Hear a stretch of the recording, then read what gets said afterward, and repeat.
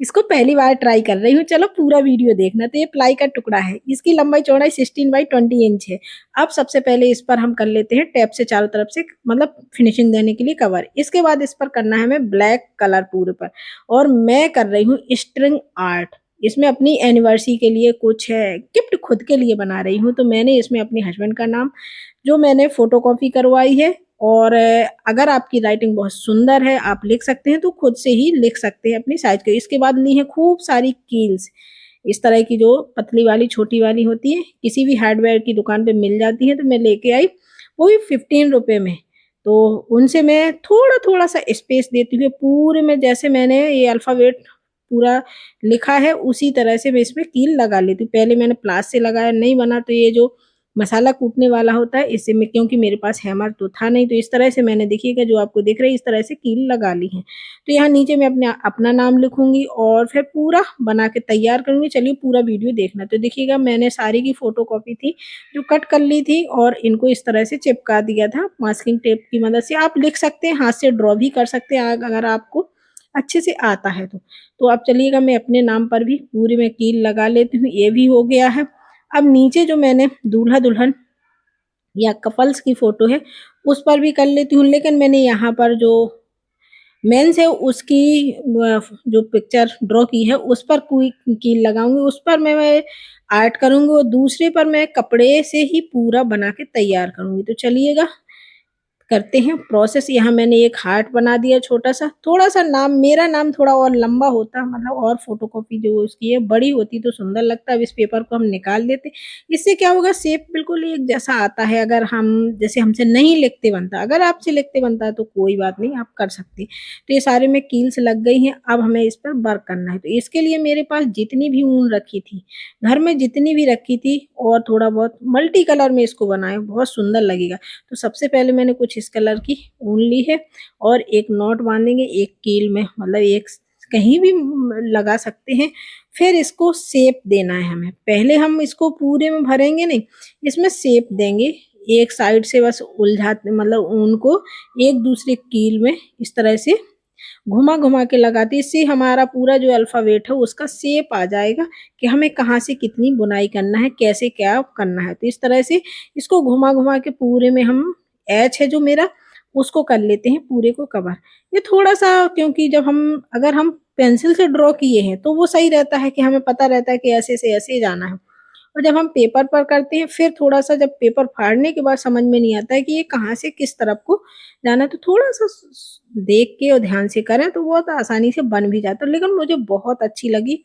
पिछली एनिवर्सरी पर भी मैंने कुछ ऐसा बनाया था, वो भी मैं आगे इसमें टैग कर दूंगी कार्ड में। और इस बार मैंने ये बनाया, अगली साल मैंने कुछ और सोच के रखा, वो भी बहुत यूनिक बनाने वाली हूँ।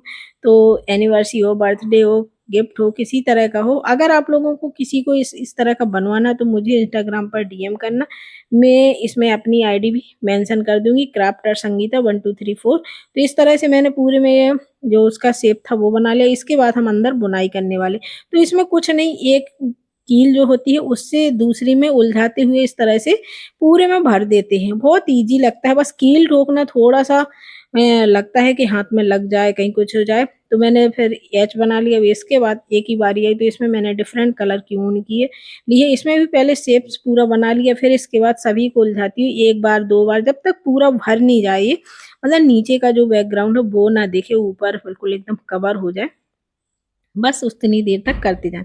तो ये भी बन के तैयार हो गया। इस तरह से मैं पूरा अलग अलग डिफरेंट डिफरेंट कलर से इसको भर के तैयार कर लेती हूँ। तो इसके बाद मैंने एच ए और आई बारी आर की, तो मैंने इसको ग्रीन कलर से किया है।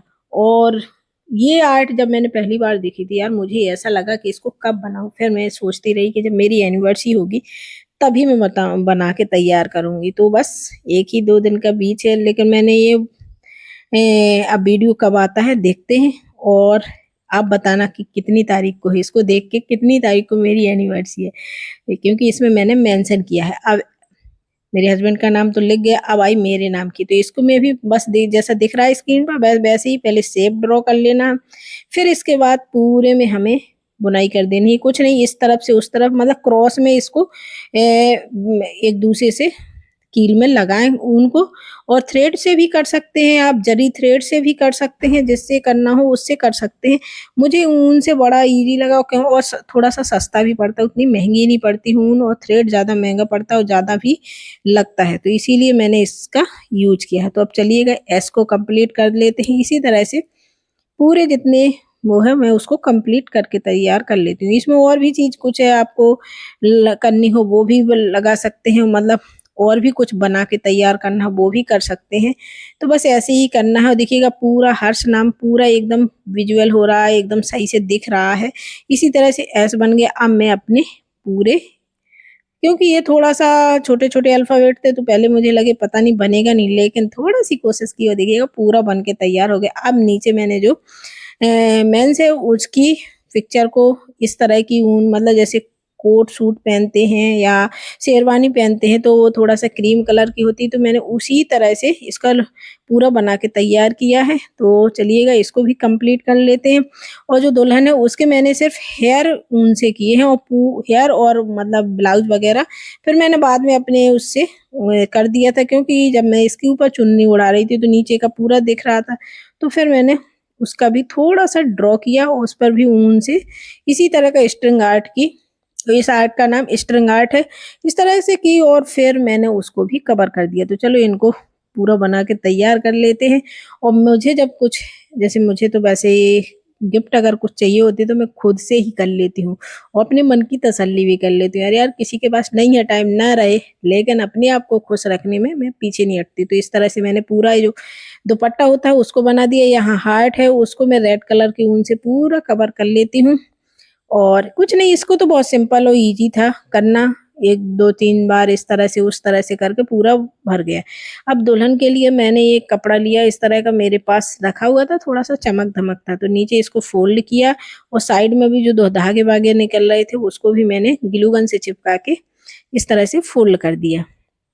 फिर इसका बना के तैयार कर रही हूँ लहंगा, जो मैं उसमें सीधा कील से ही या ग्लू गन से आप चिपका सकते हैं, नहीं तो फिर वही स्ट्रिंग आर्ट भी कर सकते हैं कील के द्वारा, लेकिन मैंने कहा चलो इसको थोड़ा-सा अलग देते हैं, तो मैंने इसमें सिंपल इस तरह का कपड़े का लहंगा और चुन्नी वगैरह लगा के तैयार की है।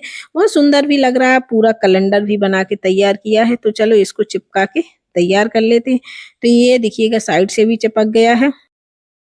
अब नीचे साइड में इसमें लेस लगा के तैयार करूँगी। जो नीचे है उसमें लेस कोई भी तरह की लेस लगा दीजिए, लहंगे में जैसी लगी होती है, और ऊपर थोड़ा-सी इसमें प्लेट दे दूँगी जिससे ये पूरा लहंगे का लुक ले लेगा। तो इस तरह से देखिएगा ग्लू गन से ही चिपका के और बाद में मैं कील से उस पर लगा के तैयार कर दूँगी। तो चलिएगा इसको फिनिश कर लेते हैं और इसको लगा के अपने उसको पूरी को तैयार कर लेते हैं। तो देखिए नीचे मैंने इस तरह से, ऊपर मैंने ब्लाउज़ स्ट्रिंग कील लगा के स्ट्रिंग आर्ट ही की है, ऊन से किया है, और बीच का पार्ट भी मैंने क्रीम कलर से किया है। स्लीव से उसकी रेड रखी है और बीच का पार्ट मैंने क्रीम कलर से कर दिया है, और बाल मैंने ब्लैक कलर से पूरा किए हैं। तो इस तरह से ये बनने के बाद कुछ अलग, अब इसके ऊपर हमें चुन्नी लगानी है, तो मैंने सिंपल, मतलब ज़्यादा इसमें वो नहीं किया है, और ऐसे ही ब्लाउज़ को बना के, क्योंकि वो दिखेगा भी नहीं, ऊपर मैं बालों में ऊन से पूरा कर देती हूँ और थोड़ा-सा एक कील बीच में लगाएँगे जिससे ये जूड़ा जैसा लगने लगेगा। और एक मैंने नेट का कपड़ा, इसको डबल फ़ोल्ड किया है, कुछ इस तरह से कट किया कि ये नीचे लटकते हुए पूरा-सा सुंदर-सा लगे, और बीच में कील लगा के इसको भी पिन कर दिया है। तो चलिएगा अब इसको फाइनल भी दिखाना बनता है, तो साइड में भी मैंने कील से इसको और कील के ऊपर हम यहाँ पर क्योंकि देखेंगी तो हम इस पर एक-एक हाफ बीट्स लगा देंगे, जिससे ये दिखेंगी भी नहीं कि कील लगी है, और सुंदर भी लगने लगेगी हमारी पूरी चुनरी। बताओ अभी तक ये कैसा लग रहा है? मुझे तो सच में बहुत अच्छा लग रहा है।